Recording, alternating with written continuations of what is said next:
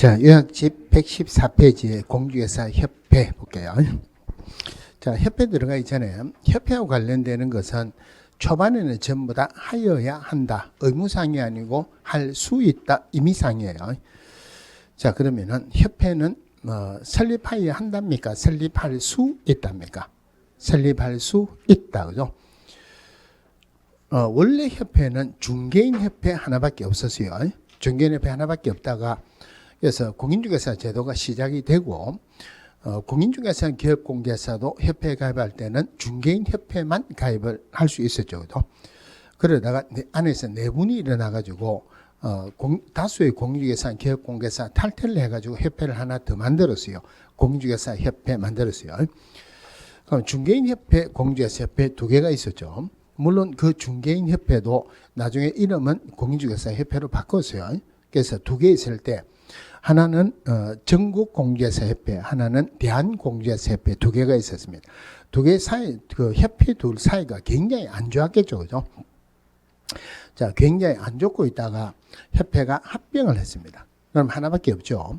합병을 했다가 또 최근에 한 4, 5년 전에 협회가 하나 더 만들어졌어요. 지금 협회는 두 개입니다. 그럼 협회는 하나만 해야 된다는 법은 없죠, 그죠? 자, 기업공개사 협회에 가입해야 된다, 안 해야 된다? 해도 되고 안 해도 되죠. 지금의 협회 가입비가 한 50만 원 정도 해요. 옛날에는 조금 더 비쌌습니다. 그러니까 지문에 어떻게 하면 나왔냐면은 기업공개사는 등록하는 순간부터 협회 회원이 된다. 틀렸죠? 가입을 해도 되고 안 해도 돼요. 제 앞에서 우리 보증 설정할 때 보증 설정하는 방법이 보증보험이나 공제에 가입하거나 공탁하여야 한다. 그때 공제에 가입할 때는 반드시 공인중개사 협회에서 하는 공제만 가능합니다. 그러면은 협회는 공제 사업을 하여야 한답니까? 할 수 있답니까? 이건 좀 헷갈리죠, 그죠? 그럼 어떻게 생각하느냐면은 지금 기존 있는 협회에서는 공제 사업을 하고 있어요. 새로 만드는 협회에서는 우리도 공제 사업을 하게 해달라고 무척 노력을 많이 하고 있대요. 그런데 아직까지 거기는 공제 사업을 못 하고 있어요. 하나는 하고 있고 하나는 안 하고 있으니까 공제 사업을 하여야 한다가 아니고 할 수 있다 이렇죠. 그러면은 기업공개에서는 공제에 가입해야 된다, 안 해야 된다? 보증보험 가입해도 되죠. 공탁해도 되죠. 보증보험 공제에 꼭 가입해야 될 필요는 없다, 그죠? 협회 회원인 기업공개에서는 공제에 가입해야 된다, 안 해야 된다? 안 해도 됩니다. 보증보험 가입해도 돼요. 그럼 협회 회원이 아닌 기업공개에서는 공제에 가입해야 된다, 가입할 수 있다, 없다? 할 수 있습니다. 오래전에 지문에 한번 그렇게 나온 적이 있었어요. 회원이 아닌 기업공개에서도 공제에 가입할 수 있다. 그렇게 지문에 맞는 지문으로 나온 적이 있었어요. 그런데 현실적으로는 지금 협회에 공제에 가입하려고 그러면은 협회에 가입하게 해가지고 공제에 가입, 현실적으로는. 그런데 법적으로는 회원이 아니더라도 공제에 가입할 수 있습니다. 하여튼 협회와 관련된 건 전부 다 하여야 한다가 아니고 할 수 있다. 자, 이번에 보시면은, 자, 협회는 법인으로 한다. 그리고 협회는 비영리 사단법인이며 이 법에서 정해진 것 외에는 민법 중 사단법인에 관한 규정을 준용한다. 자, 협회는 법인으로 한다 이랬어요. 자, 협회는 법인으로 한다. 자, 이 법인은 크게 보면은 두 개로 나눠지는데 사람으로 이루어진 사단법인, 돈으로 이루어진 재단법인. 그럼 예를 들어서 정수장학회, 옛날에 유명한 장학회 있었죠, 그죠? 돈으로 이루어진 거죠. 그런 것들을 재단법인이라고 그래요. 그러니까 요거는 사단법인이에요. 사단법인이다. 자, 사단법인이다. 그리고 협회는 전부 다 비영리로 합니다. 그래서 비영리 사단법인이다. 나중에 협회에서 공제사업하는 것도 비영리로 합니다. 사단법인이니까 우리 공인중개사법에서 별도로 규정하고 있지 않은 것은 민법의 사단법인 규정을 준용한다. 자, 법인으로 한다 할 때 어떤 내용을 봐야 되냐면은 법인을 보기 위해서는 인격이라는 말을 먼저 봐야 된다고 그죠? 인격. 법에서는 권리의 주체를 인격이라 그래요. 그러니까 인격은 자, 권리의 주체를 권리가 있으면은 의무도 있죠. 그죠? 권리 의무의 주체라고도 표현하는데 자연인에게 인격이 있습니다. 그런데 법인에게도 인격이 있다 그랬죠. 다른 말로 하면 이 집은 내 거다 하는 말은 이 집에 대한 소유권은 나에게 있다. 자연인도 인격이 있죠. 이 공장은 무슨 회사 거다. 무슨 회사라는 법인도 소유권이 있다. 인격이 있죠. 그래서 자연인이 가지는 인격하고 구분하기 위해서 법인이 가지는 인격을 법인격이라고 표현을 합니다. 자연인은 엄마 뱃속에서 나오면 되죠. 그죠? 근데 법인은 엄마 뱃속에서 나올 수가 없죠. 그래서 법인은 어떻게 성립하느냐? 등기라는 절차를 거쳐야지 법인이 성립됩니다. 다른 말로 하면 쉽게 보면은 법인이 엄마 뱃속에서 나오는 과정을 등기라고 그렇게 생각하시면 돼요. 법인에서는 등기라는 말이 없으면 절대 법인은 성립을 안 합니다. 우리 공법에 아까 주택조합 잠시 나왔죠. 그죠? 주택조합이 개발법, 정비법, 주택법에서 주택조합이 나오는데 시험에서는 어떤 법이라도 주택조합은 전부 다 중요합니다. 그런데 주택법에서 주택조합은 법인으로 한다는 규정은 없어요. 개발법하고 정비법에서는 주택조합은 법인으로 한다. 그러면은 주택조합에서 물론 중요한 것은 그 주택조합 설립할 때 시군구청장 인가를 받아야 돼요. 그러면은 개발법하고 정비법에서 주택조합은 시군구청장의 인가를 받음으로써 주택조합은 성립한다. 맞다 틀렸다? 법인이니까 무슨 말이 있어야 성립한다? 등기함으로써 성립한다. 이 말이 꼭 들어가야 돼요. 여기까지 하면 되는데 자, 권리의 주체입니다. 자연인 빼고 권리의 주체인데 등기를 안 했습니다. 법인이다 아니다? 등기를 안 하면 법인 아니죠.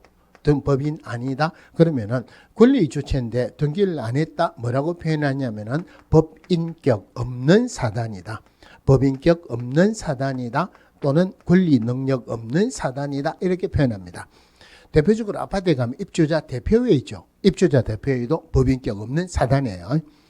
우리 민법에서 집합 건물의 소유 및 관리에 관한 법률 이제 한번 했죠. 거기 보면은 입주자 대표회하고 성격이 비슷한 관리단이 있어요.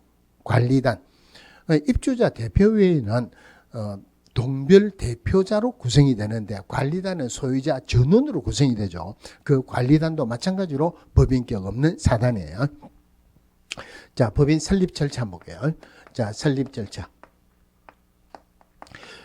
법인이니까 초반에는 법인 설립 절차하고 똑같습니다. 법인 설립하기 위해서 일단 발기인 총회를 거쳐야 돼요.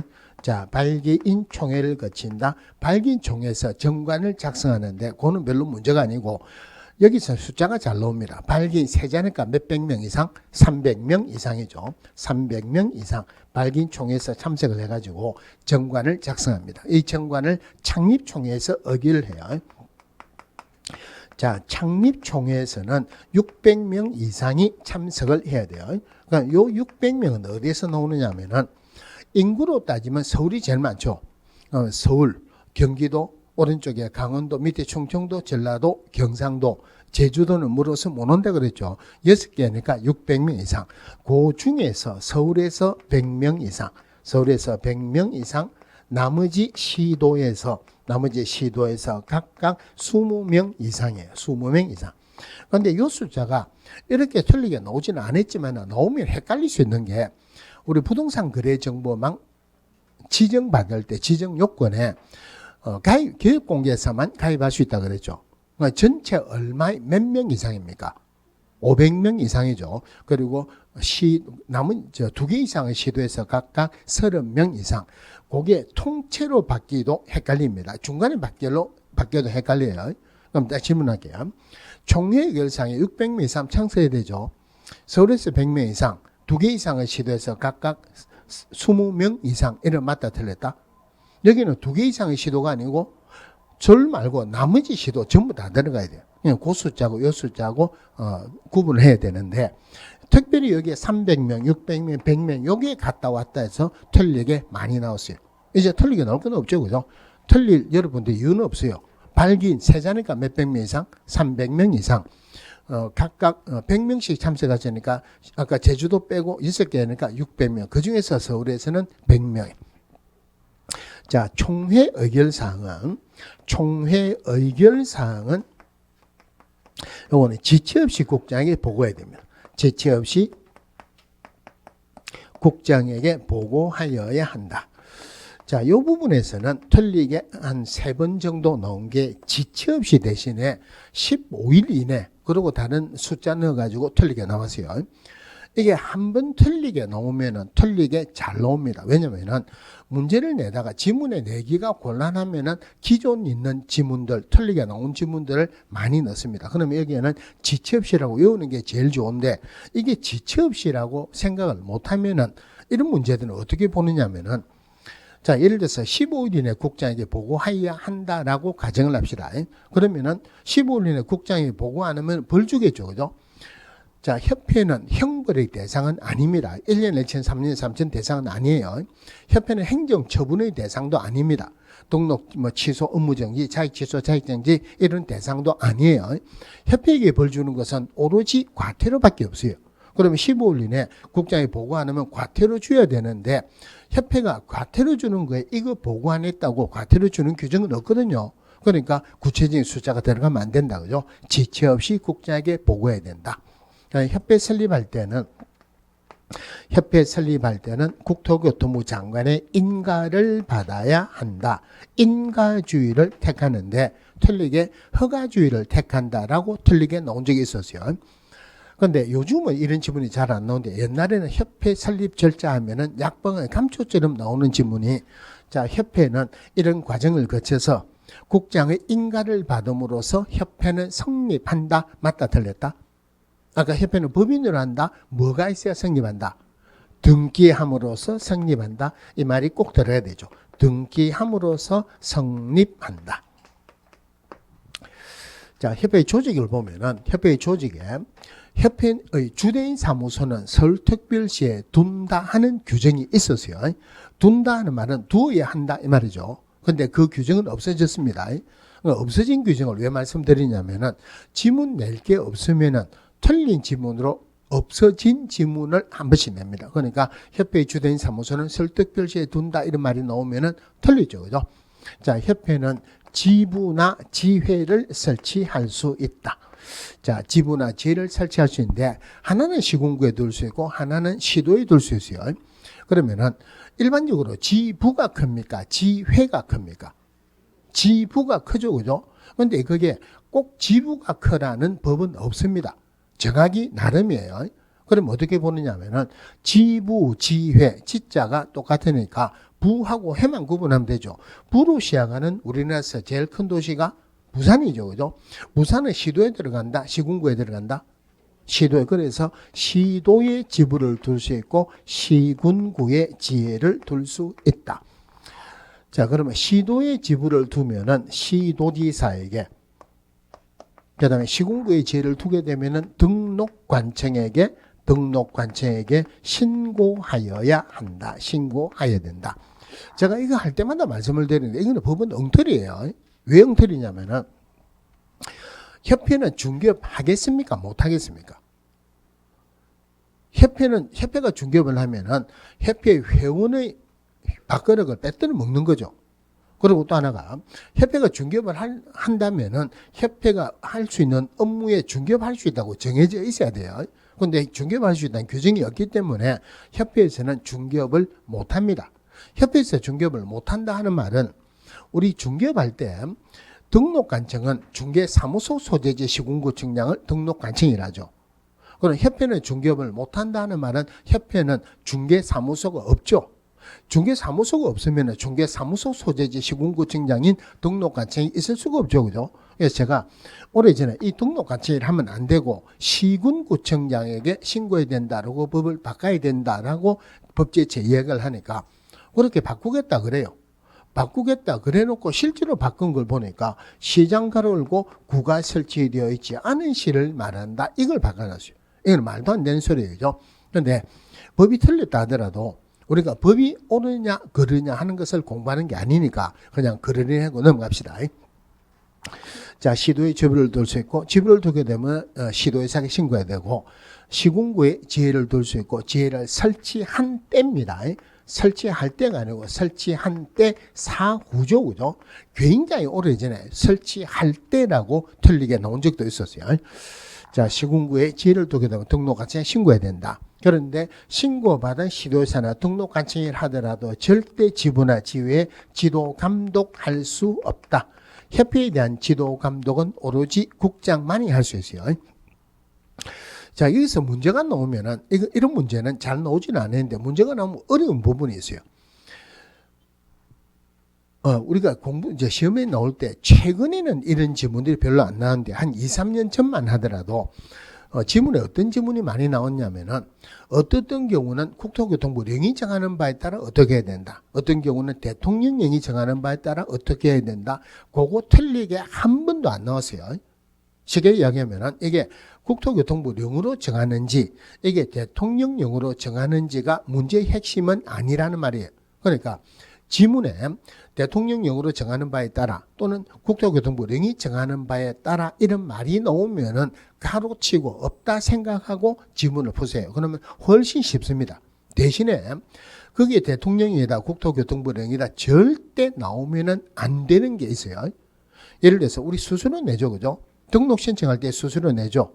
그 수수료 얼마 냅니까? 수수료 얼마 내는 거 모르죠. 우리 시험 범위는 공개사법, 대통령령, 국토교통부 령이 시험 범위예요. 시험 범위라는 말은 우리가 알아야 되죠. 그죠? 그런데 수수료 얼마 내는 거 모른다, 아무도 모른다는 말은 시험 범위가 아니죠. 그러니까 그런 것들은 국토교통부 령이 정하는 수수료 내야 된다. 이러면 틀렸죠.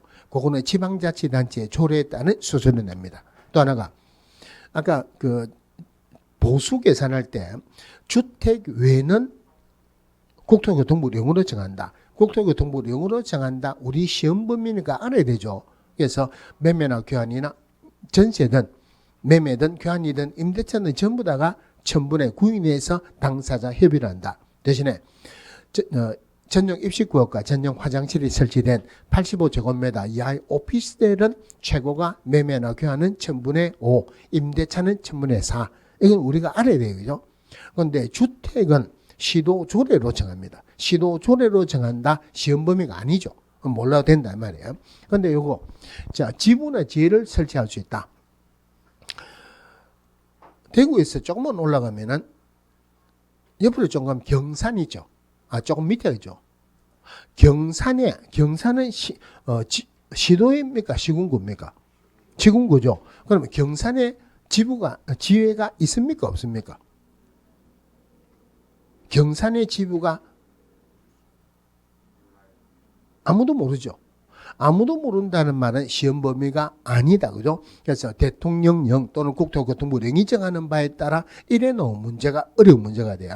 그래서 이거는 정관이 정하는 바에 따라 지부나 지혜를 둘 수 있다. 시험 범위가 아니다. 그죠? 자, 조직에서는 중요하든 안 중요하든 문제가 나올 게 많다. 그죠?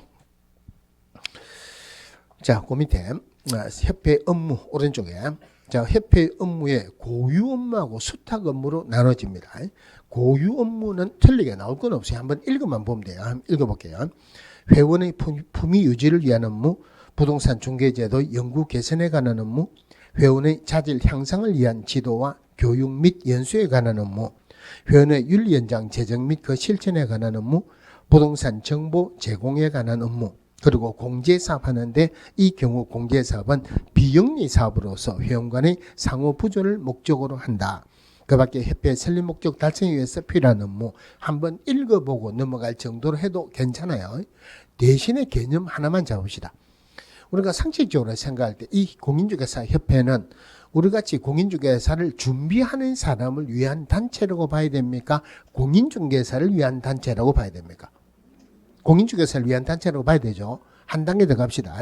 협회는 공인중개사를 위한 단체다 아니면은 기업공개사를 위한 단체다. 기업공개사를 위한 단체겠죠. 그죠? 한 단계만 더 가봅시다. 기업공개사는 협회에 가입해야 된다 안 해야 된다. 해도 되고 안 해도 되죠. 그렇다면은 협회는 기업공개사를 위한 단체다. 가입한 회원을 위한 단체다.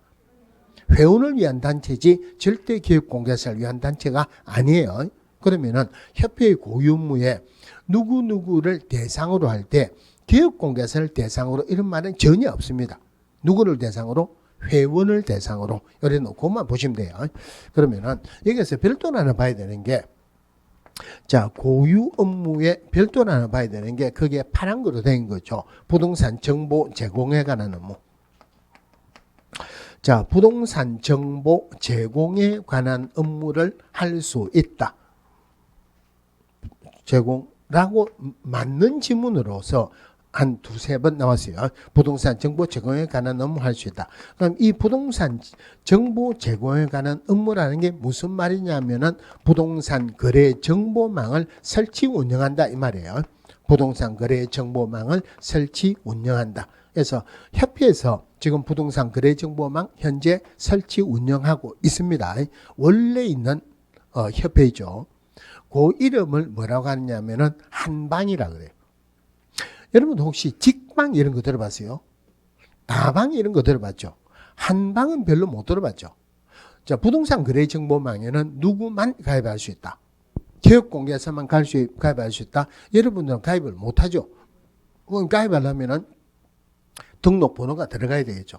그러니까 가입을 못하니까 여러분들은 한방이란 말을 잘 못 들어봤겠죠. 그래서 지금 협회에서 실제로 부동산 거래 정보망을 설치 운영하고 있어요. 그래서 그 말을 협회의 부동산 정보 제공에 관한 업무라고 표현을 했습니다. 그런데 이거 할 때 꼭 같이 보셔야 되는 것이요. 우리 법인인 기업공개사 겸업할 수 있는 업무 저번 시간에 했죠. 자, 중요한 거니까 다시 한번 볼게요. 첫 번째가 물론 기업공개사니까 중개업할 수 있고 겸업할 수 있는 업무가 첫 번째가 상업용 건축물 및 주택의 임대 관리 등 부동산 관리 등을 할 수 있다. 자, 임대 관리를 할 수 있는 거지 임대업을 할 수 있는 것은 아니죠. 물론 대상은 상업용 건축물하고 주택만 할 수 있어요. 두 번째가 부동산의 이용, 개발 및 거래에 관한 상담, 즉 부동산 컨설팅 할 수 있다. 세 번째가 중개업에 관한 경영기법이나 경영정보 제공할 수 있는데 중개업은 원칙적으로 누구만 합법적으로 할 수 있다? 기업공개사만 할 수 있죠. 그런데 기업공개사 아닌 자를 대상으로 중개업에 관한 경영기법이나 경영정보 제공한다? 이거는 말이 안 되죠. 핵심은 오로지 누구를 대상으로만 할 수 있다? 기업공개사를 대상으로 하는 중개업에 관한 경영기법이나 경영정보 제공, 그 다음에 상업용 건축물 및 주택의 분양 대행할 수 있죠. 토지나 택지 절대 분양 대행할 수 있는 것은 아니다. 그 다음에 주거 이전에 부수되는 용역의 알선으로서 이사업체, 도비업체 소개할 수 있죠. 핵심은 이사업, 도배업을 할 수 있는 것은 아니다. 그죠? 이사업체, 도비업체 소개 알선을 할 수 있다. 마지막으로 경매, 공매 물건의 여기에 물건이라는 것은 부동산이에요. 경매, 공매 부동산에 대한 권리 분석 및 제거 알선, 매수 신청 대리, 입찰 신청 대리할 수 있다. 이 중에서 오로지 경매 물건의 매수 신청 대리, 입찰 신청 대리하고자 할 때 법원에 등록하고 그 감독을 받는다. 자, 그 중에서 부동산 정보 제공하는 업무, 기업공개사를 대상으로 하는 중개업에 관한 경영기법이나 또는 경영정보 제공하는 것. 이거 두 개가 조금 헷갈릴 수가 있어요. 물론 여기에서 기업공개사를 대상으로 너무 더 헷갈리죠. 그럼 이거 두 개를 같이 보세요. 자, 법인인 기업공개사는 기업공개사를 대상으로 하는 중개업에 관한 경영기법이나 경영정보 제공할 수 있지 절대 부동산 정보 제공에 관한 업무는 할 수 없다. 그죠? 마찬가지로 협회도 부동산 정보 제공에 관한 업무를 할 수 있지 기업공개사를 대상으로 중개업에 관한 경영기법이나 경영정보 제공할 수 있는 것은 아니다. 이거 같이 보시고. 자, 그 다음에 이게 고유 업무로 들어갔고 또 수탁 업무가 있어요. 자, 수탁 업무 할 때는 우리 교재에 협회 끝나고 나면은 업무 위탁이 있는데 그 부분을 먼저 볼게요. 자, 우리 법에서 국토교통부 장관, 그 다음에 시도지사, 그리고 등록관청은 대통령령이 정하는 누구에게 업무의 일부를 위탁할 수 있다. 이래 됐어요. 위탁할 수 있다. 자, 국정시도지사 등록관청은 업무의 일부를 위탁할 수 있다. 위탁에서는 여기에 내용이 답니다. 질문할게요. 등록관청의 업무를 위탁하면은 시도지사에게 보고하는 게 맞습니까? 시도지사 제끼고 바로 국장에게 바로 보고하는 게 맞습니까? 아까 이게 다라 그랬죠. 보고하는 규정은 없습니다. 옛날에는 보고했는데 지금 보고 규정이 없어요. 그럼 실제로 위탁하는 원 내용에 들어가면은 자, 실무교육, 실무교육, 그다음에 연수교육, 직무교육. 이거 맞는 거 보세요. 국장 지도자 등록 관청은 실무교육에 관한 업무를 위탁할 수 있다 하면은 맞다, 틀렸다. 다시요. 국장 지도자 등록 관청은 실무교육에 관한 업무를 위탁할 수 있다. 요 말이나 어떤 말이나 똑같느냐면은 실무교육의 실시권자는 국장 지도자 등록 관청이다 하는 말이나 똑같죠. 실무교육의 실시권자는 누구예요? 시도지사죠. 시도지사가 실시권자인데 국장이나 등록관청이 위탁할 수 있다. 이거는 말이 안 되죠. 자, 그러면 이거는 시도지사 소관이니까 누가 위탁할 수 있다? 시도지사가 위탁할 수 있다. 자, 그런데 직무교육의 실시권자는 시도지사 또는 등록관청이죠. 그러면은 등록관청은 직무교육에 관한 업무를 위탁할 수 있다 하면은 맞다, 틀렸다? 이건 틀린 거예요. 왜냐면은 원래는 직무교육도 시도지사가 실시권자였는데 최근에 바뀌기로 시도지사 또는 등록관청이 들어갔어요. 업무 위탁에서는 아직까지 등록관청이 안 내려왔습니다. 그래서 실무교육, 연수교육, 직무교육 위탁은 시도지사가 합니다. 어디에 위탁하느냐? 공인중개사협회, 그 다음에 부동산학과가 개설된 학교, 물론 여기서 학교는 대학이나 산업대학, 전문대학입니다. 그 다음에 공기업 또는 준정부기관에 위탁할 수 있다. 자, 이래 있는데, 요거 이제 교육에 관한 업무뿐만이 아니고 시험에 관한 업무도 위탁 규정이 있어요. 그러면 시험 실시권자는 원칙적으로 누구다? 시도지사죠. 예외적으로 국장이 직접 실시할 수도 있다. 그럼 이럴 때 시도지사 또는 국장을 한꺼번에 표현하면은 시험 시행기관의 장이라고 합니다. 그럼 위탁을 할 때 시험 시행은 장이 위탁하죠. 그죠?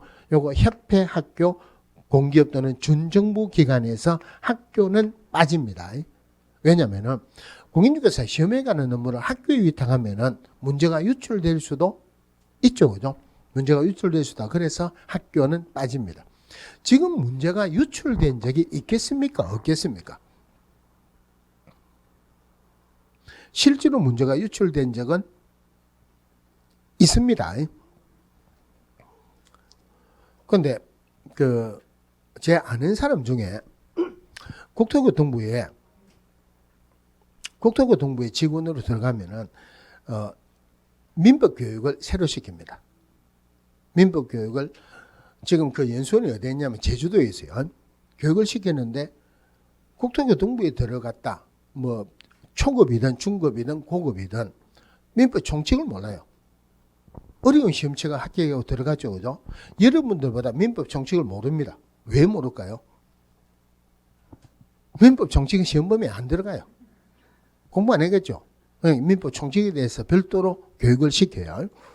국토교통부에 가면은 공인중개사반이 있겠습니까? 없겠습니까? 공인중개사반이 있어요. 국토교통부 직원을 대상으로 한 공인중개사반. 거기에서 강의하는 사람이 출제위원으로 많이 들어가겠죠. 그죠? 그런데, 그러니까 제 아는 사람은 공개사 시험에 대해서는 실제로 현실적으로 잘 안다는 말이에요. 이 사람한테 이야기하니까 문제 유출된 적은 절대 없대요. 실제로 유출된 적이 있었어요. 그게 왜 언제 유출이 됐냐면은 지금은 산업인력공단에서 하죠. 원래가 산업인력공단에서 했어요.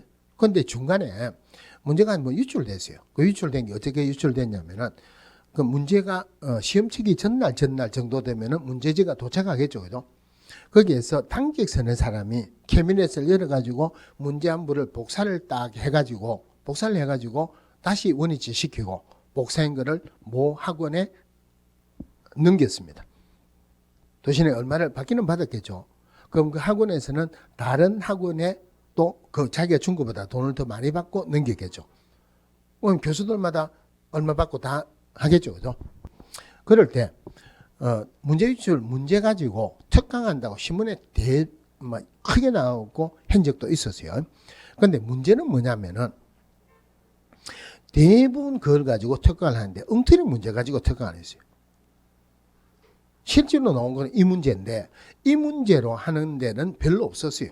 순 엉터리 문제 가지고 그러면 이게 실제로 문제가 나온다. 이거 가지고 특강하면은 시험치기 임박했어요. 그러면은 이것만 공부하지 다른 거 공부 안 하겠죠. 이거 별로 이쪽에서 문제 안 나왔어요. 그러니까 실제로 많이 떨어졌습니다. 그런데 실제로는 유출이 됐어요. 그래서 산업인력공단에서 안 하고 토지공사로 이관됐습니다. 토지공사로 이관돼서 하다가 노무현 대통령이 계셨을 때 왜 전문기관이 있는데 여기에서 하느냐. 그래서 다시 지금 산업인력공단으로 들어갔죠. 그죠? 하여튼 문제가 유출될 수도 있으니까 학교에는 빠진다는 말이에요. 그럼 결론적으로 실무교육은 협회에 위탁할 수 있죠. 시험에 가는 업무도 협회에 위탁할 수 있죠. 그럼 거꾸로 말하면 협회에서는 실무교육, 연수교육, 직무교육에 가는 업무를 할 수도 있고 시험에 가는 업무를 할 수도 있다. 그러면은 실무교육, 연수교육, 직무교육 그리고 시험에 가는 업무는 협회의 고유 업무입니까? 위탁받은 수탁 업무입니까? 수탁 업무다. 그죠? 그래서 수탁 업무에 들어가는 게 실무교육, 연수교육, 직무교육, 그리고 시험에 가는 업무. 위탁 업무, 수탁 업무에서 문제가 나오는 방법은, 물론 이런 거 할 수 있느냐, 없느냐, 이런 거 나오는데, 물론 이런 문제들은 요즘은 잘 안 나옵니다만은, 협회의 업무 중에서 내용이 다른 것은 뭐냐? 요거 4개 내고, 수탁 업무 하나 내가지고, 수탁 업무 찾는 게 이게 문제의 방법이에요. 근데 그런 것들은 잘 안 나오겠죠. 자, 115페이지 제일 밑에 보면 공제사업입니다. 그러면은 공제사업은 하여야 한답니까? 할 수 있답니까? 공제사업을 할 수 있다. 뭐 공제사업의 범위 틀리게 나올 건 없어요. 제가 안 하고 넘어가는 거는 지문에는 나올 수는 있는데 전부 다 했죠. 그죠? 했죠? 기억 안 나시는 분 있어요? 수업 시간에 안 하는 거는 중요하다, 안 중요하다? 안 중요하다. 결론은 옳은 것을 찾아라 하든 틀린 것을 찾아라 하든 답이 다 아니다. 답이 아니다. 다 했어요. 됐죠? 그죠? 필요 없이 나오지 않을 것까지도 전부 다 일일이 설명할 필요가 없죠. 자, 그 다음에 공제사업을 한 페이지 넘어가시면은 공제사업을 하고자 할 때는 공제규정을 제정해서 국장의 승인을 얻어야 된다. 자, 근데 공제 규정의 내용, 뭐 이런 거인데 별로 중요한 거 아니고, 디귿의 책임준비금 적립 비율. 자, 공제사고 발생률 및 공제금 지급액 등을 종합적으로 고려해서 정하되 공제료 수입액의 100분의 10 이상으로 해야 된다. 자, 책임준비금. 책임준비금이 뭔가를 좀 보고 합시다.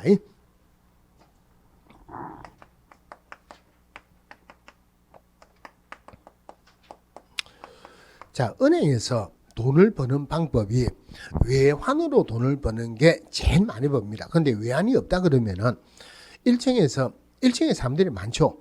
은행에서는 낮은 이자로 돈을 예금을 받고 높은 이자로 대출을 함으로써 돈을 벌죠. 그죠? 근데 은행에서 돈을 제일 많이 벌려면은 예금 받은 거를 전부 다 대출을 해주는 게 돈을 제일 많이 벌겠죠. 근데 그렇게 대출을 다 했어요. 근데 예금한 사람이 내 돈 주세요 하고 청구를 하면은 줄 게 없죠. 일정 부분은 꼭 가지고 있어야 돼요. 그 일정 부분을 책임준비금이라 하는데 일반적으로 은행에서도 책임준비금은 100분의 10 이상으로 합니다. 여기도 마찬가지로 100분의 10 이상으로 합니다. 100분의 10 이상으로 한다. 그런데 문제는 뭐냐면은 요 지문은 틀리게 나올 건 아닌데 협회에서는 공제사업하고 다른 사업하고 회계 처리를 별도로 해야 돼요. 쉽게 뭐 공제사업에 해당하는 돈하고 다른 사업하고 돈 갔다 왔다 하지 말라는 말이에요. 그럼 공제사업에서는 돈 들어오는 게 공제료 수입이 들어오겠죠.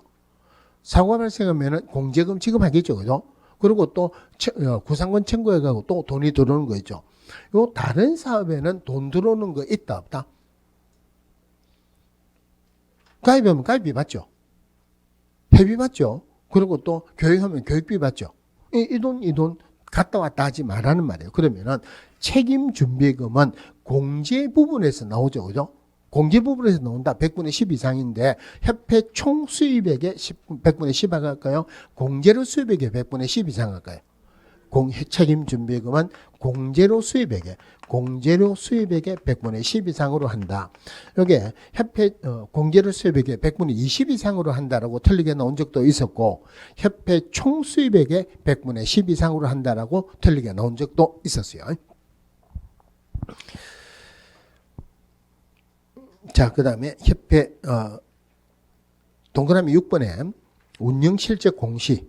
자, 협회는 공제사업 운영실적을 매 회견도 종료 3개월 이내 일간신문 또는 협회 공시하고 협회 홈페이지 게시하여야 한다. 이래 되죠. 요게 틀리게 나오면은 2개월 이내라고 틀리게 나와야 돼요. 왜 그러냐면은 공제사업이 공인중개사 협회에서만 공제사업을 하는 게 아니고 우리나라 대부분의 협회에서는 공제사업을 하고 있습니다. 그런데 대부분의 공제사업을 하는데 공제사업 운영실적 공시를 회견도 종료 2개월 이내 하는데 지금 전반적으로 2개월에서 3개월로 바뀌고 있어요. 그러니까 근데 우리 법에서는 이미 바뀌었어요. 그럼 틀리게 나오면 2개월이라고 나오겠죠. 그죠? 근데 이게 작년, 재작년인가 그 앞인가 6개월 이내라고 틀리게 나온 적이 있었어요. 그 말은 그 출제위원은 공제사업에 대해서는 내용을 잘 모른단 말이죠. 그런데 2개월이나 3개월보다는 6개월로 놓으면 답을 맞추기로는 훨씬 쉬웠겠죠. 자, 그러면 2개월에서 3개월로 바뀌었다 했는데 시험을 치면 또 어떤 게 골치가 아프냐면은 이게 2개월에서 3개월로 바뀌었다 했던가 3개월에서 2개월로 바뀌었다 했던가 이것도 골치 아픈 경우가 있어요. 만약에 그게 골치 아프면 어떻게 생각하느냐면은 그러면 회견도 공제사업을 공시를 하려면 결산을 끝나야 돼요. 결산이 끝나야 되고 한다. 그러면은 우리가 상식적으로 공인중개사 숫자는 가면 갈수록 늘어납니까? 줄어듭니까? 늘어나죠. 그죠? 그럼 다른 특별한 사정이 없으면은 기업공개사의 숫자는 늘어납니까? 줄어듭니까? 늘어나겠죠. 그렇다면 협회 회원의 숫자도 갈수록 늘어난다, 줄어든다. 늘어나겠죠. 그러면은 회원의 숫자가 늘어난다. 그러면은 결산할 때 시간이 더 많이 걸리겠습니까? 더 빨리 끝나겠습니까? 더 많이 걸리겠죠. 그래서 2개월에서 3개월로 바뀌었다. 이래 보세요. 자, 근데 여기에서는 빠졌는데 공제사업 운영 실적을 공시한다 그랬죠. 누구에게 공시하느냐? 기업공개사에 공시해야 됩니까? 아니면은 회원에게 공시해야 됩니까? 이게 만약에 회원에게 공시해야 된다. 그렇게 나오면은 문제가 엄청나게 어려운 문제예요. 이게 무슨 말이냐면은 자, 기업공개사가 있어요. 협회 회원으로 가입해야 된다, 안 해야 된다. 해도 되고 안 해도 되죠. 그러면은 회원은 협회에서는 공제에 가입해야 된다, 안 해야 된다. 안 해도 되죠. 요만큼만 회원으로 공제에 가입을 했어요. 회원이 아닌 기업공개사는 협회 공제에 가입할 수 있다, 없다? 할 수 있다 그랬죠. 회원이 아닌 기업공개사는 요만큼 공제에 가입했어요. 그러면은 협회는 분명히 아까 회원을 위한 단체라 그랬죠. 그런데 공제는 기업공개사가 중요한 게 아니고 회원이 중요한 게 아니고 공제 계약자가 중요하죠. 그래서 기업공개사에게 공시하는 것도 아니고 회원에게 공시하는 것도 아니고 누구에게 공제 계약자에게 공시합니다. 여기는 여기에 빠졌는데 그런데 이게 다르게 나오면 문제는 굉장히 어려운데 이렇게까지 어렵게 내지는 않을 거예요. 자, 그 밑에 공제사업의 조사 검사 있죠. 그죠? 그런데 공제사업의 조사 검사 하기 전에 오른쪽 페이지에 제일 위에 박스 바로 밑에 동그라미 4번에 국토교통부 장관은 재무건전성 기준에 관해서 필요한 세부 기준을 정할 수 있다. 이거 틀리게 나올 거 없습니다. 누가 할 수 있다? 국장이 할 수 있다. 그러면 5번에 임원에 대한 징계 해임 요구 등 누가 할 수 있다? 국장이 할 수 있다. 그러니까 전부 다 국장이 하니까 그거는 별도로 안 보셔도 되죠. 나머지 전부 다 국장이 하는데 왼쪽 페이지에 공제사업에 대한 조사 검사 요거는 국장이 하는 게 아니죠. 그죠? 금융감독 원장은 국장의 요청이 있는 경우는 공제사업에 대해서 조사검사할 수 있다. 공제사업에 대한 조사검사는 누가 할 수 있다? 요거는 금융감독 원장이 할 수 있죠. 그럼 이거를 그냥 조사검사는 금융감독 원장이 할 수 있다. 막연하게 외우지 말고 조사검사가 무슨 말이냐 이것을 의미를 생각하면 제일 쉽습니다. 자, 공인중개사 기업공개사가 공제에 가입한다. 얼마 이상 공제에 가입해야 됩니까? 1억 원 이상이죠. 그럼 1억 원에 해당하는 1년치 공제료가 20만 원 조금 안 돼요. 한 18만 원 내지 19만 원 정도 될 거예요. 그러면은 사고가 발생하면 최고 얼마 물어줘야 됩니까? 최고 1억 원 물어줘야 되겠죠. 1억 원 물어주고 난 뒤에 기업공개사가 당신 때문에 물어줬으니까 내놔라 구상권 청구한다 그랬죠. 그죠? 자, 7천만 원의 사고가 발생했다. 얼마 물어줍니까? 7천만 원 물어주죠. 7천만 원 물어주고 기업공개에서 7천만 원 받아와야 되죠. 물어줄 때는 물어줘야 되는데 받아온다는 보장이 없죠. 받으려면 기업공개에서 돈이 있어야 되죠. 소송을 하든 어떻게 하든 간에 기업공개에서 돈이 없으면 못 받아오죠. 못 받아온다 그러면 5천만 원밖에 못 받아오는 경우가 있을 수도 있죠. 5천만 원 받아갖고 협회에 들어가가지고는 와, 그 사람 아무리 탈탈 털어도 4천만 원밖에 없더라. 4천만 원밖에 못 받았다. 1천만 원 어떻게 하고 자기 호주머니에 들어갈 수도 있고. 쉽게 얘기하면 돈 들어오고 나가는 거 조사하는 거예요. 그래서 조사 검사하는 거는 돈 들어오고 나가는 것은 국장이 전문가가 아니죠. 그죠? 예, 전문가인 금융감독 원장이에게 요청을 해갖고 국장의 요청을 받은 금융감독 원장이 조사 검사할 수 있다. 여기서 중요한 현실성이 있어요. 여러분들이 만약에가 아니고 그래야 하겠죠. 공제에 가입할 때 보증 설정할 때 보증보험에 가입하는 게 좋습니까? 공제에 가입하는 게 좋습니까? 무슨 말이냐면은 보증보험에서 가입하면은 물론 그 100% 구상권을 청구합니다. 그런데 협회에서는 우리 중개업을 하다 보면은 고의로 사고를 내는 경우도 있죠. 그건 무조건 구상권 청구합니다. 그런데 부득이하게 사고가 안 날 수밖에 없는 그런 구조가 된 경우도 있을 수도 있죠. 그죠? 그런 것들은 가능하면 구상권을 청구를 안 하겠다는 입장이에요. 그런데 문제는 뭐냐면은 이걸 들으면은 또 누가 뭐라 할 수는 있지만은 예를 들어서 사고가 7천만 원 사고가 났어요. 7천만 원 사고가 났다. 그럼 협회에서 7천만 원 물어주죠. 와가지고 기업공개에서 7천만 원 내놔라. 그러겠죠. 그죠? 그럼 기업공개에서 설정하는 말이 내 솔직히 7천만 원 주기 싫다. 내 당신한테 1천만 원 줄게. 1천만 원 줄게. 돈 없는 거로 해가지고 한 3천만 원 끝내자. 그럴 수도 있죠. 현실적으로 그게 100% 불가능한 거는 아니에요. 그러니까 부조리가 생기죠. 그죠? 그러면은 좋든 안 좋든 기업공개사 입장에서는 7천만 원 주는 게 좋습니까? 4천만 원 주는 게 좋습니까? 1천만 원 떨어지고 3천만 원 주는 것도 더 좋죠. 그러니까 공제에 가입하는 게 보증보험 가입하는 것보다는 현실적으로 이익이라는 말이에요. 물론 그런 부조리 때문에 하자는 말은 아니죠. 그죠? 인터넷으로 강의가 촬영되기 때문에 제가 이런 말을 안 할 수가 없어요. 하여튼 조사검사하는 것만 돈 들고 나가는 조사검사하는 것만 금융감독 원장이 나머지는 전부 다 국장이 그 밑에 공제사업 운영 개선 명령 누가 할 수 있다? 국장이. 그러니까 이거 나머지는 볼 필요가 없죠. 조사검사하는 것만 금융감독 원장이 나머지는 전부 다 국장이 한다. 오른쪽에 공제사업 운영위원회 있어요. 자, 운영위원회는 별로 중요한 건 아닙니다. 자, 운영위원회는 별로 중요한 거는 아닌데 우리 문제를 내는 방법이 비슷한 것끼리 헷갈리게 내는 게 방법이에요. 그러니까 운영위원회 우리 법에 위원회가 두 개가 있죠. 정책심의위원회 두 개가 있죠. 그죠? 그럼 그거하고 비교가 돼야지 문제가 나올 거예요. 그럼 정책심의위원회는 국토교통부에 둔답니까? 둘 수 있답니까? 국토교통부에 둘 수 있다. 그 정책심의위원회 위원장은 국장이 한다. 국장이 지명한다. 제1차관이 한다. 제1차관이 한다. 대신에 국장은 책임을 안 주고 싶지만 끝발은 부리고 싶다. 위원을 뽑기로도 해촉하는 거 내보내는 것도 국장이 할 수 있죠. 자, 정책심의위원회 위원장은 제1차관이 한다 그랬죠. 위원장이 부득이한 사유로 직무를 수행할 수 없을 때에는 부위원장이 그 직무를 대행한다. 맞다 틀렸다.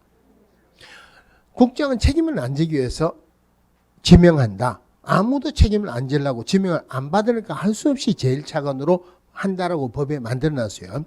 그런데 위원장이 부득이한 사유로 직무를 수행할 수 없을 때 부위원장이 직무를 대행한다면은 부위원장도 책임을 져야 되죠. 책임을 지고 싶은 사람이 없죠. 그러니까 정책심의위원회에서는 부위원장이라는 제도 자체가 없습니다. 그래서 위원장이 부득이한 사유로 직무를 수행할 수 없을 때에는 위원장이 지명한 사람이 그 직무를 수행한다. 이래요. 정책심의위원회 위원은 7명 이상 몇 명 이내? 11명 이내. 물론 위원장 1을 포함해서죠. 그죠? 임기 몇 년을 한다? 임기 2년을 한다. 소집할 때 7자니까 7일 전까지 소집. 이거 비교를 하셔야 돼요. 자, 운영위원회는 첫 번째 봐야 되는 게 협회에 둔답니다. 협회에 둔다. 운영위원회 절대 국토교통부 들어가면 안 돼요. 대신에 이것도 운영위원회 둘 수 있다. 들어가면 안 되죠. 둔다는 말은 반드시 두어야 한다 이 말이에요. 그럼 운영위원회 중요한 것은 협회 두자가 중요합니다. 둔다 두자가 중요합니다. 두자가 중요하다는 말은 위원은 몇 명 이내여야 된다? 2명 이내야 된다. 2명 이내야 된다 말도 안 되죠. 그래서 20명 이내로 올라갑니다. 그런데 20명 이내다. 20명이면은 찬성 10명, 반대 10명, 가부동수 되면 의결이 안 되죠. 의결해라고 한 명 빼가지고 몇 명 이내로 19명 이내로 한다. 물론 여기에 뭐 남녀 성비를 고려해야 된다 이런 거 틀리게 나올 것도 없고 이런 것도 있어요. 자, 그다음 한 페이지 넘어가서 자, 동그라미 4번에 국토교통부 장관이 소속 공인중개사 중에서 지명하는 사람 1명 및 협회 회장을 제외한 위원회 임기는 2년으로 한다. 임기 2자니까 몇 년? 2년이죠. 그죠? 그런데 임기 2년은 두 번째 나왔죠. 아까 정책시민에도 임기 2년이었죠. 여기서도 임기 2년 두 번째 나왔다 하는 말은 몇 번 할 수 있다? 두 번째 나왔으니까 2번 할 수 있죠. 2번 할 수 있다는 말은 몇 회에 한해서 연임할 수 있다. 1회 안에서 연임할 수 있다. 나머지는 별로 뭐 볼만한 내용은 별로 없어요. 근데 그 7번에 한번 볼게요. 운영위원회 회의는 제재기원 과반수 출석으로 회의하고 출석위원 과반수 찬성으로 심의사항을 의결한다. 하여튼 5분의 4, 4분의 3, 3분의 2 숫자가 아닌 것은 과반수인데 그건 중요한 거 아니에요. 그런데 회원, 위원 과반수 찬성으로 의결한다. 이런 부분은 없다 그러죠. 과반수 출석하고 출석위원 과반수 찬성으로 의결한다. 자, 그 정도 이래 보시면 되겠네요. 자, 그 다음에 오른쪽에 보칙, 요건 했죠, 그죠? 자, 보칙 했는데 거기 하나 보고 갈게요. 보칙을 3번에 관보에 고시하는 거죠. 시도지사 또는 시험시행기관의 장은 여기서 말하는 시도지사는 실무교육, 연수교육, 직무교육의 실시권자인 시도지사입니다. 그 다음에 시험시행기관의 장 풀면은 시도지사 또는 국토교통부 장관이죠. 위 1번, 2번에 따라 업무를 위탁하는 때는 위탁받은 기관의 명칭, 대표자 및 소재지와 위탁 업무의 내용 등을 관보에 고시해야 된다. 제가 읽었지만 중요한 건 아니고 틀리게 나올 거는 아닙니다. 그런데 이거 틀렸다고 하는 사람도 있을 수 있어요. 왜 그러냐면은 고시하는 게 무슨 과목에서 많이 공부가 나옵니까? 공법에서 나오죠. 중앙정부에서 고시한다 하는 말을 다른 말로 하면 장관이 고시한다. 장관이 고시할 때는 어디에 고시합니까? 관보에 고시하죠. 그죠? 그런데 시도지사나 시군구청장, 즉 지방자치단체 장이 고시할 때는 어디에? 공보에. 시도지사나 등록관청은 관보에 고시할 끝발이 안 돼요. 그런데 여기에 시도지사도 관보에 고시해라 이래 되죠. 그죠? 틀렸다고 하지 말라는 말이에요. 법에서는 이래 돼 있으니까 그러니 하고 넘어가세요. 자, 보칙 보셨고, 포상금은 아까 봤죠. 자, 넘어가서 수수료. 자, 123페이지의 수수료.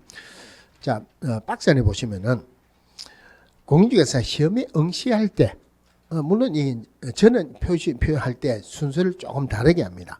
왜냐하면 자격보다는 등록에 관한 시험이 어디든지 문제가 많이 나와요. 그래서 거기에 보면 3번에 개설 등록을 신청하는 자 수수료 내죠.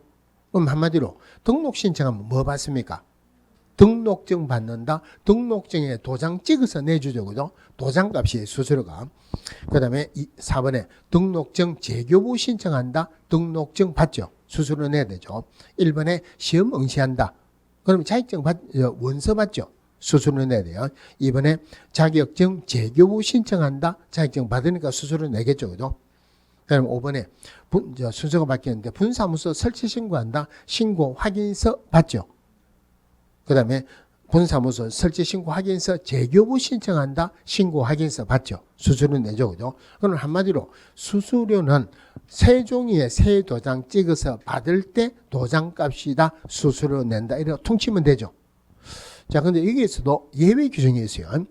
도장 찍어서 받는데 수수료 안 내는 게 있습니다. 수수료 안 내는 게 맨 처음에 합격했다. 자격증 교부 받을 때는 수수료 안 내요. 그 수수료는 응시하는 수수료 포함됩니다. 그 수수료 안 내죠. 그건 지문에 한번 나왔어요. 그거 말고 또 수수료 안 내는 게 하나 있는데 지정 신청할 때 수수료 규정이 없습니다. 그거는 지문에 한 번도 안 나왔어요. 지정 신청할 때는 지정서 받죠. 그죠? 그래도 수수료 내는 게 없습니다. 그러면 한마디로 도장 찍어서 받을 때 수수료 낸다. 그러면은 고용신고합니다. 뭐 받는 게 없어요. 수수료 낸다 안 낸다? 안 내죠. 인장 등록한다. 받는 게 없죠. 수수료 낸다 안 낸다? 안 낸다. 그럼 수수료 내는 거는 한마디로 도장값이 내가 다 보면 되죠. 자, 그 다음에 봐야 되는 게 중요한 부분에 이 수수료 아까 얼마 낸다 그랬어요? 모른다. 우리 시험범위 아니죠. 그래서 국토교통부 령이 정하는 수수료 그러면 안 되죠. 그죠? 지방자치단체 조례에 따른 수수료 냅니다. 자, 지방자치단체 조례에 따른 수수료 내는데 자, 맨 처음에 등록 신청한다. 네, 등록증 재교부 신청한다. 본사무소 설치 신고한다. 신고 확인서 재교부 신청한다. 시험 응시한다. 자격증 재교부 신청한다. 수수료 내죠. 그죠? 그럼 여기 수수료가 지방자치단체, 지자체 조례에 따른 수수료 내는데 요 지방자치단체가 두 개가 있죠. 자, 지방자치단체 두 개가 광역지자체가 있고 광역지자체, 기초지자체 두 개가 있죠. 광역지자체, 시도를 광역지자체라고 하고 시군구를 기초지자체라고 합니다. 그러면은 등록 신청하는 것부터 그다음에 본사무소 신고 확인서 재교부 신청할 때까지 전부 다 등록관청이 하죠. 등록관청에 수수료 낼 때 시군구청장에 수수료 내는데 시도조례에 따른 수수료 낸다. 이거는 말이 안 되죠. 그래서 이거는 전체적으로 지방자치단체 조례라고 해도 되고 더 정확하게 시군구 조례라고 해도 되겠죠. 시험응시하고 자격증 재교부 신청하는 것은 시도의사 소관이죠. 그러면은 지방자치단체 조례라고 해도 되고 더 정확하게 시도조례라고 해도 된다. 그죠? 그런데 이 시도조례로 정하는 수수료는 예외 규정이 있어요. 예외가 있다는 것만 생각하세요. 무슨 말이냐면은 시험응시할 때 원래 시험 실시권자는 시도의사가 실시하는 게 원칙이죠. 그럴 때는 시도조례에 따른 수수료를 내면 돼요. 예외적으로 국토교통부 장관이 직접 시험을 시행할 수도 있다. 국장이 시험 실시권자인데 지방자치단체 또는 시도조례로 정하는 수수료를 받는다. 이게 말이 안 되죠. 그래서 국토교통부 장관이 시험 실시권자일 때는 국토교통부 장관이 결정 공고하는 수수료. 이렇게 예외가 있고 요거 두 개를 누구에게 위탁을 했을 때는 위탁 받은 자가 위탁한 자의 승인을 얻어서 결정 공고하는 수수료. 자, 이런 예외가 있습니다. 그런데 요게 간단하지만 생각보다는 조금 자주 나오는 편이에요.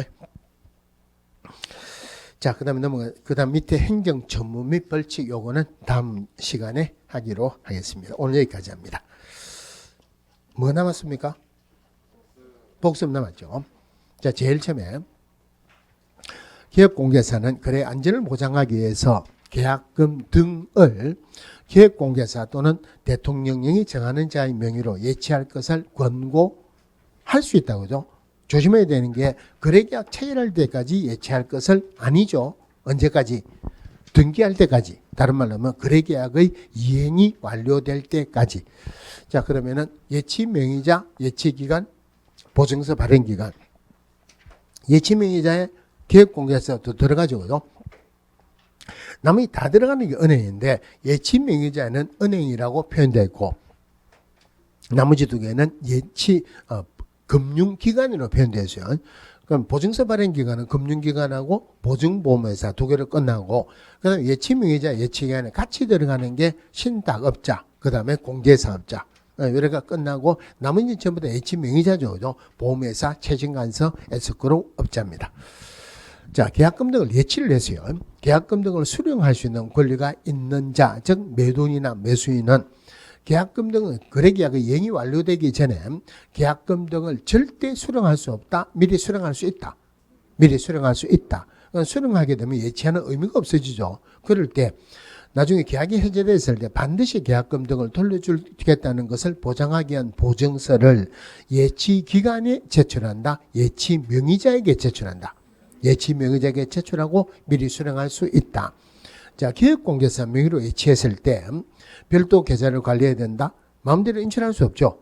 거래 당사자 동의 없이는 인출할 수 없다. 그 다음에 기업공개사도 반드시 돌려줄 것을 보장하기 위해서 보증 설정해야 된다.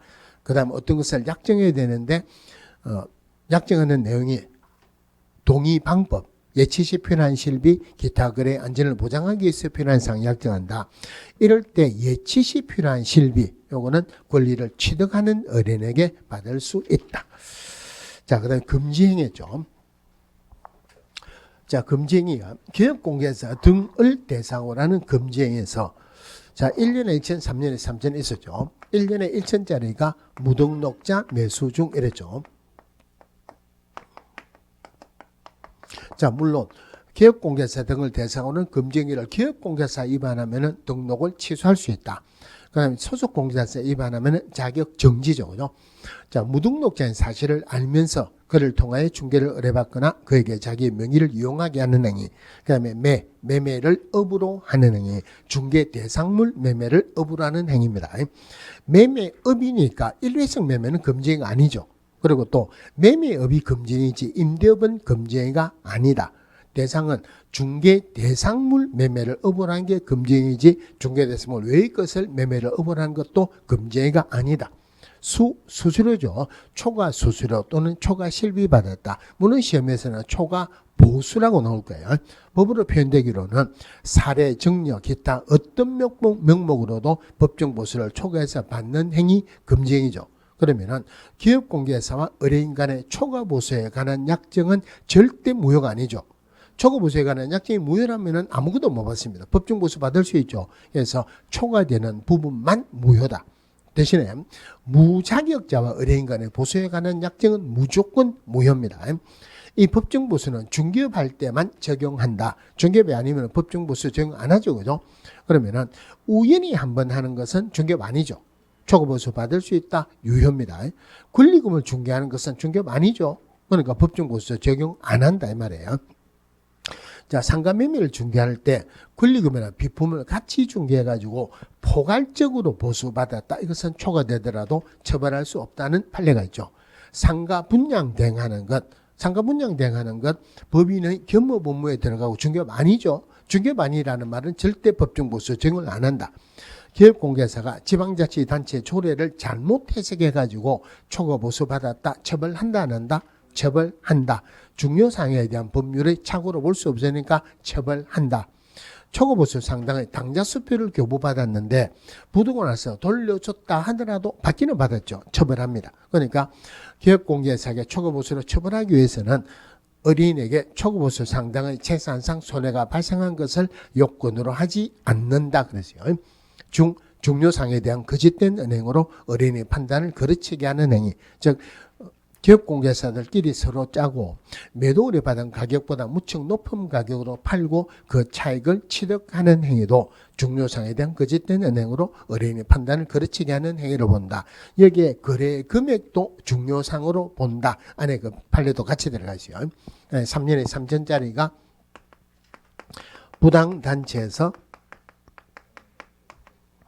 탈세 증서를 직접 하면은 물론 여기에 쌍방대리도 같이 들어가죠. 자, 부당한 이익을 얻거나 제3자에게 부당한 이익을 얻게 할 목적으로 거짓으로 거래가 완료된 것처럼 꾸미는 등 시세에 영향을 주거나 영향을 줄 우려가 있는 행위. 단체를 구성해서 특정 중개대상물의 중개를 제한하거나 단체 구성은 외의자와의 공동중개를 제한하는 행위.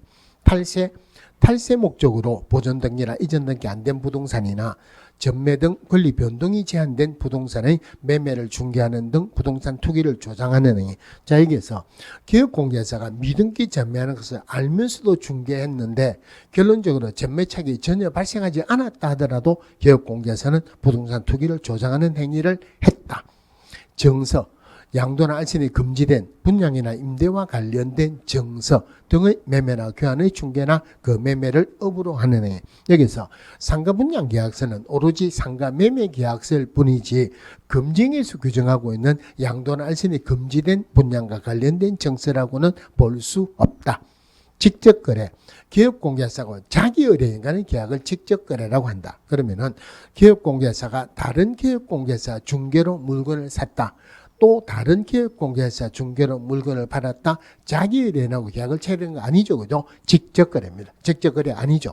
직접 거래할 때 의뢰인에는 소유자뿐만이 아니고 소유자를 대리하는 대리인이나 수임인도 포함한다. 요 직접 거래가 3년에 3천 물어볼 때 금지행위 중에서는 제일 많이 나오는 거예요. 그다음에 쌍방대리가 금지행위지 일방대리는 금지행위 아니다. 양당사자의 동의를 받았다 하더라도 쌍방대리는 금지행위다. 그 다음에 일반인을 대상으로 하는 금지행위 업무방해죄 이것도 전부 다가 3년에 3천이죠. 3년에 3천. 업무방해죄 한마디로 가격을 상승시키는 행위다. 하락시키는 행위다. 상승시키는 행위다. 부당단체 업무방해죄 이게 부동산 거래지에서 결한 행위로 들어갑니다. 부동산 거래지에서 결한 행위는 전부 다 금지 행위로만 되어 있죠. 부동산 거래지에서 결한 행위는 전부 다 3년에 3천이에요. 부동산 거래에 있어서 결한 행위를 방지하기 위해서 국장이 신고센터를 설치 운영할 수 있다. 그런데 그 설치 운영하는 것을 한국부동산원에 위탁을 합니다. 모니터링 할 때는 부동산원 안 들어간다 그랬죠. 그럼 부동산원에게 누가 신고를 했어요. 그럼 부동산원이 직접 조사조차가 곤란하니까 시도지사 또는 등록관청에게 조사조차라고 요구를 합니다. 그럼 시도지사나 등록관청은 부동산원에게 요구를 받았으니까 부동산원에게 제출해야 되겠죠. 시도지사는 등록관청에 하는 거는 10일 이내죠. 그런데 한국부동산에서는 매달 10일까지 즉 직전 달 거를 제출한다. 다음 달 10일까지 국장에게 제출한다 이 말이에요. 자, 그런데 신고 안 받은 거나 마찬가지가 4개가 있어요. 명백히 거짓이더라. 그런데 신고 받았는데 자료 보완해라는데 보완을 안 했더라. 또 하나가 신고 받았는데 별도의 추가 자료나 추가 증거 자료 없이 또 신고했더라. 하나가 처리가 종결된 거, 이거 신고받았다. 신고 안 받은 거나 마찬가지죠. 요거는 종결할 수 있는데 자체적으로 종결할 수 있는 게 아니고 국장의 승인을 받고 종결할 수 있다. 자, 그 다음에 나오는 게 중개보수였죠. 중개보수는 거래 당사자 쌍방에게 다 받죠, 그죠? 중개보수의 청구권이 발생하기로는 중개계약 체결할 때 발생한다. 거래계약 체결돼야지 행사할 수 있다, 받을 수 있다. 근데 그거는 지문에 안 나온다 그랬죠. 그럼 판례에서는 중개계약은 거래계약이 체결되는 것을 조건으로 하는 특수한 유상계약이다. 그럼 중개계약은 유상계약이니까 중개계약 체결할 때 유상임을 명시하지 않아도 보수받을 수 있다. 다른 말로 중개계약 체결할 때 보수에 관한 약정이 없다 하더라도 보수받을 수 있다, 그죠? 그러니까 중개보수 거래계약 체결되면은 보수받을 수 있죠. 거래계약 체결되고 난 뒤에 계약이 해제되거나 모의되거나 취소돼도 받을 수 있다. 다만 기업공개사 기책사유라면 받을 수 없다. 중개보수 지급 시기는 원칙은 약정에 의하는데 약정이 없으면은 거래계약 체결하는 날 지급하는 게 아니고 거래 대금 지급이 완료된 날 지급합니다. 중개보수율, 한도액, 실비 요거 할 때 제일 중요한 부분인데 제일 먼저 구분하는 게 주택이냐 아니냐부터 구분하죠. 주택은 시도조례로 정하고 주택위원은 국토교통부령으로 정한다. 그럼 시도조례로 정하는 주택은 중개사무소하고 중개대상물하고 다르다면은 하나만 이어오자 무슨 조례로? 중개사무소 소재지 시도조례. 법인을 분사무소라면 절대 주사무소가 아니고 분사무소 소재지 시도조례죠. 이 시도조례로 정하는 범위를 국토교통부령으로 정해놨는데 그 범위라는 게 매매나 교환은 1000분의 9 이내, 임대차는 1000분의 8 이내죠. 물론 여기에서 1000분의 9다 1000분의 8을 하는 것은 일방에게 받는 거죠. 쌍방에게는 곱하기 2 해야 되죠. 주택위원은 국토교통부령으로 정한다. 국토교통부령으로 정하는 내용의 매매든 교환이든 임대차든 전부 다가 1000분의 9 이내에서 당사자 협의를 한다. 다만 전용 입식부엌과 전용 화장실이 설치된 85제곱미터 이하의 오피스텔은 최고가 매매나 교환은 1000분의 5, 임대차는 1000분의 4 이러죠. 자, 주택으로 보느냐 주택 외로 보느냐 할 때 주택에 부속되는 토지는 주택으로 본다. 주택과 주택 외의 시설이 동일한 건축물로 했을 때 면적이 큰 거로 보는데 면적이 똑같다면은 주택으로 봐라. 즉 주택과 주택 외의 시설이 면적이 똑같을 때 주택이 2분의 1 이상일 때는 주택으로 본다. 동일 부동산에 대해서 저기할 때 동일 몇 번 나온다? 3번 나오죠. 동일 부동산에 대해서 동일 당사자 간에 매매를 포함한 둘 이상의 거래가 동일기에 일어났을 때 이럴 때는 매매에 관한 보수만 정의한다. 중개보수는 거래금액에다가 보수를 곱하면 되죠. 그죠? 그런데 확인설명서는 절대 거래 금액을 기준으로 하는 게 아니고 거래 예정 금액을 기준으로 한다 그랬어요. 여기서 거래 금액은 매매일 때는 매매 가격, 전세일 때는 전세금, 보증금 있는 임대차 할 때는 보증금 플러스 월세 곱하기 100으로 한다. 근데 이 5천만 원 미만일 때, 5천만 원보다 1원이라도 작을 때 보증금 플러스 월세 곱하기 70으로 계산을 다시 하죠. 교환일 때는 큰 거 한다, 작은 거 한다, 평균한다, 아니면 합계로 한다. 큰 거 하나 고액부동산 가액을 한다. 분양권일 때는 이미 지급한 금액에다가 프리미엄을 다 주거든. 다른 말로 하면 분양을 팔 때 받는 가격으로 한다. 계산 문제에서 나오면은 제일 먼저 동그라미 쳐야 되는 게 주택이냐 아니냐. 그러니까 일반이 받냐 쌍방이 받냐. 쌍방이 받는다 말이 없어도 총액이면은 쌍방이죠. 그 다음에 주택일 때는 한도액도 꼭 보셔야 되죠. 그 한도액은 일반이 받는 한도액이고요. 총액은 곱하기 2 해야 되겠죠. 그럼 기업공개사가 보수 말고 실비 받는 것은 초과 보수를 안 봅니다. 실비는 권리 확인에 소요되는 실비는 권리를 이전하는 의뢰인에게 받을 수 있고 예치지 필요한 실비 권리를 취득하는 의뢰인에게 받을 수 있다. 자, 공인중개사 협회 초반은 전부 다 하이한다가 아니고 할 수 있다. 그래서 기업공개사는 협회를 설립할 수 있다. 이 협회는 법인으로 한다. 이 법인은 비영리 사단법인이다. 그래서 우리 법에서 별도로 규정하고 있지 않는 것은 민법의 사단법인 규정을 준용한다. 또 틀리게 재단법인에 관한 규정을 준용한다. 조합에 관한 규정을 준용한다라고 틀리게 2번이나 나왔어요. 자, 법인으로 한다는 말은 반드시 무슨 말이 있어야 된다? 등기라는 말이 있어야 성립하죠. 협회 설립 절차에 발기총회, 발기 세자니까 300명 이상, 창립총회에서 600명 이상, 그 중에서 서울에서 100명, 나머지 시도에서 각각 30명에서 600으로, 300에서 600으로 뛰었으니까 2배죠. 그러니까 20명 이상. 총회 의결상은 지체 없이 국장에게 보고한다. 협회 설립할 때 국장에 인가 받아야 되죠. 그런데 인가 받는다고 협회가 성립하는 것은 아니다. 등기함으로써 성립한다. 자, 협회의 주된 사무소는 설득별시에 둔다 하는 규정은 없어졌다 그랬죠. 협회는 지부나 지회를 설치할 수 있는데 지부는 시도에, 지회는 시군구에 둘 수 있다. 지부나 지회를 설치한 때는 사후조죠. 지부는 시도에서 신고해야 되고 지회는 등록가치에 신고해야 된다. 그런데 어느 시도에 어느 시군구에 지부나 지회가 있는 것은 모르니까 시험 범위가 아니죠. 지방자치단체 조례에 따른 여기는 지방자치단체 조례가 아니고 정관이 정하는 바에 따라 지부나 지회를 둘 수 있다.